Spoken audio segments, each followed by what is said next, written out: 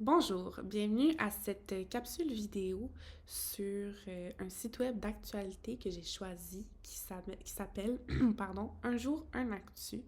Donc, c'est un site web gratuit, disponible en ligne, peu importe sur quel serveur, donc que ce soit sur Google, Firefox, Safari et compagnie. Euh, donc, c'est un site web qui a été créé par la presse Milan en France dans le but là, de sensibiliser les jeunes à de l'importance de s'informer, l'importance de suivre l'actualité. Donc, c'est des actualités vulgarisées pour le langage des jeunes. Donc, je vais commencer par vous présenter l'interface ici. Donc, comme j'ai dit, on va sur n'importe quel serveur. Par exemple, moi, j'ai choisi Google. On écrit Un jour, un actu. On arrive sur la page d'accueil ici. Donc, comme on peut voir, ici, c'est un peu comme n'importe quel site d'actualité comme on les connaît. Donc, on a des actualités proposées du jour, différents vidéos, des différents choix d'articles, etc., les actualités de la semaine. Il y a même un espace enseignant. Donc, si on va dans le haut à droite ici, on clique sur Espace enseignant. Il y a plusieurs fenêtres, un peu d'options si on veut. Donc, on peut choisir une matière, par exemple anglais, culture, sciences, géo, histoire, qui va nous proposer des articles en lien avec cette matière-là. On a des thématiques un peu plus éducatives, donc éducation aux médias, esprit critique, etc., qu'on peut proposer aux élèves, qu'on peut se sensibiliser nous-mêmes. Donc, il y a plusieurs choses. Ici, ça explique c'est quoi le site web. Et ici, pour nous, les élèves, donc, on a à gauche euh, différentes formes d'articles. Donc, articles écrits, on a des vidéos, on a des podcasts, on a même des jeux. Tous les articles, toutes les actualités sont quand même assez courts. Donc, les vidéos sont courtes à écouter, les articles sont courts à lire pour être disponibles, être accessibles, pardon, pour les enfants de tous âges. Donc, ce qui est vraiment plaisant. Donc, par la suite, si on poursuit, j'ai choisi cette application-là, dans le fond, ce site-là, pour justement sa grande possibilité d'utilisation en contexte éducatif. Par exemple, on peut utiliser les textes proposés sur le site pour des activités de lecture, d'écriture, comme c'est des textes qui sont déjà adaptés pour les élèves de nos classes un peu plus jeunes, qui peuvent avoir aussi des défis, c'est des informations qui sont vulgarisées.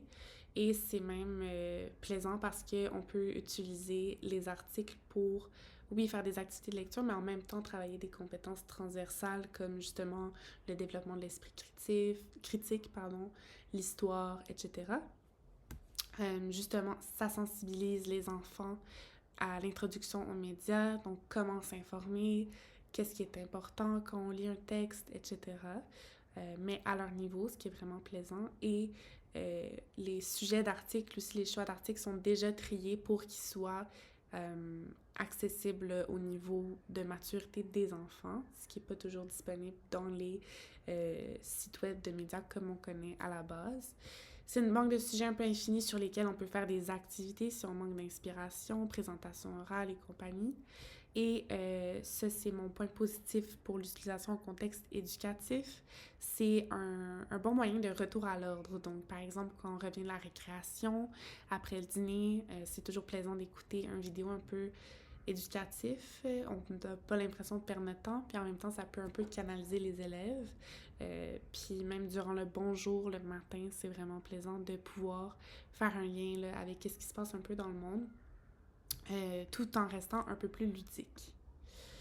Les avantages du site web, d'abord, c'est complètement gratuit, ce qui est vraiment un plus dans le système éducatif québécois actuel. Ensuite, c'est exclusivement en français. Donc, nous, de notre côté, en tant qu'enseignants, on n'a pas besoin de faire de tri par rapport à des articles anglophones et des articles francophones, par exemple. C'est super là, pour la différenciation pédagogique parce que, comme on peut voir ici, il y a plusieurs choix là, de comment regarder l'actualité, comment consulter l'actualité. Donc, on peut Les regarder, écouter, jouer, c'est vraiment à la portée de plusieurs élèves, peu importe leur défi. Et c'est aussi ludique, là, donc, tu sais, l'écriture est un peu sous forme de BD, plusieurs images, beaucoup de couleurs. Donc, ça aussi, c'est un avantage quand même assez majeur. Puis, c'est facile de s'y retrouver. Donc, comme c'est une interface quand même assez simple d'utilisation, on peut même l'utiliser en dehors de l'école, donner des travaux à faire à la maison. Un élève pourrait très bien s'y retrouver. Parmi les contraintes, bon, c'est sûr que c'est une ressource française, ce qui fait que les actualités ont parfois rapport un peu plus au contexte français, ce qui se passe en France, qui peut être loin de la réalité de nos élèves. Donc, pour nous, les enseignants, on va devoir faire un petit tri parfois au Québec par rapport aux actualités qu'on nous propose.